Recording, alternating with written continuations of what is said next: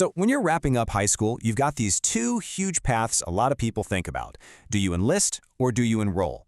But it really makes you wonder, how does the hardcore physical training in the military stack up against the super specialized world of college athletics? Well, we're about to find out which path really builds the fitter team. We've got two teams ready to go head-to-head. One team has been forged by the intense, practical demands of military training. The other? They've been honed by the specific, high-performance world of college sports. So when the pressure's on, who's actually going to come out on top? All right, let's meet the teams. First up, you've got Team Military. These guys are convinced their training, built for real-life scenarios, gives them the edge in just raw, functional strength. Then you have Team College.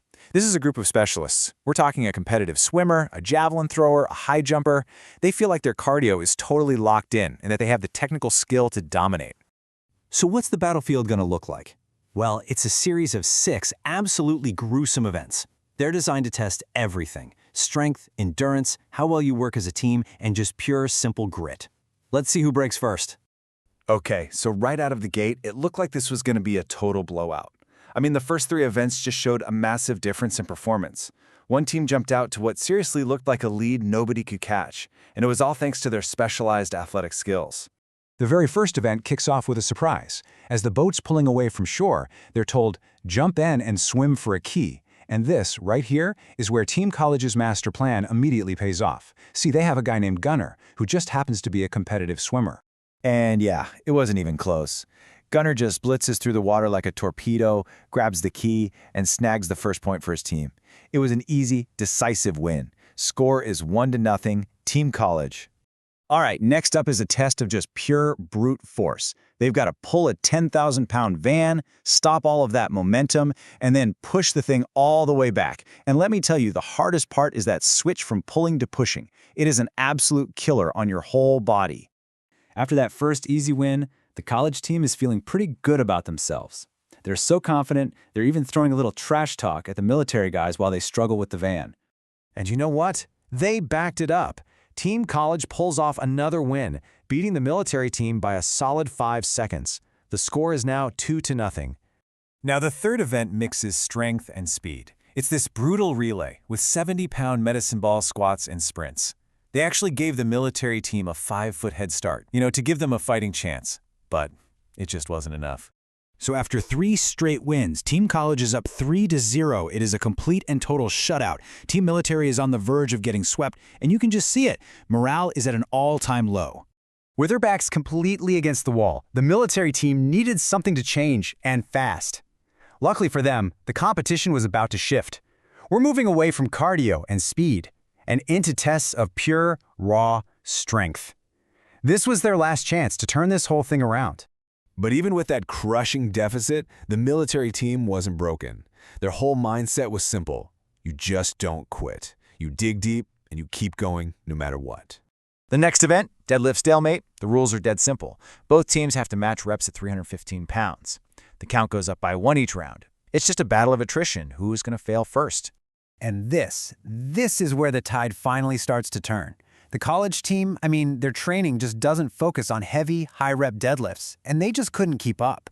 The military's raw, grinding power finally got to shine, and they put a point on the board. The comeback was officially on. Event number 5 was pure hand-to-hand combat, sumo wrestling. The rules were easy enough: push the other guy out of the circle or pin him for 3 seconds. It was a straight-up test of leverage, strength, and just plain aggression. This shift in momentum was just incredible. After absolutely dominating the sumo matches, the military team closed the gap. The score is now 3-2. It all comes down to a final winner-take-all showdown. All that struggle, all that effort, it all comes down to this one last chaotic event called ocean warfare. Whoever wins this wins everything. Period.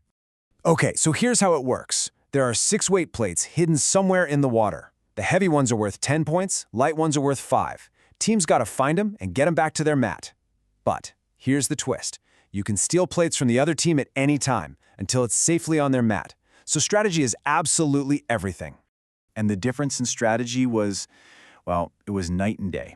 Team College came in with this careful, meticulous plan. One guy is the designated diver, he's got goggles, he finds the plates for the others.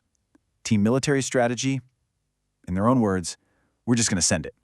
It all came down to the final, frantic seconds. Both teams are fighting over the last heavy plate. It's just pure chaos. One of the military guys is literally being held upside down in the water, but he refuses to let go as everyone else just piles on. The clock is ticking down. 5, 4, 3, 2, 1, and the horn sounds. When the water finally settled and the points were all tallied up, after being down 3-0, the impossible comeback was complete. We had a winner, decided in the most dramatic way possible. The military team had held on to that final plate, and they won the ocean warfare event. That win tied the overall score at 3-3, and since they won the final event, they were crowned the champions. From a 3-0 deficit to a stunning, unbelievable victory. Which, brings us all the way back to that first question. What does it really mean to be fit? Is it the specialized skill and cardio of a college athlete? The raw, grinding power of a soldier? Or is it something you can't really measure, that unshakable will to just never, ever give up?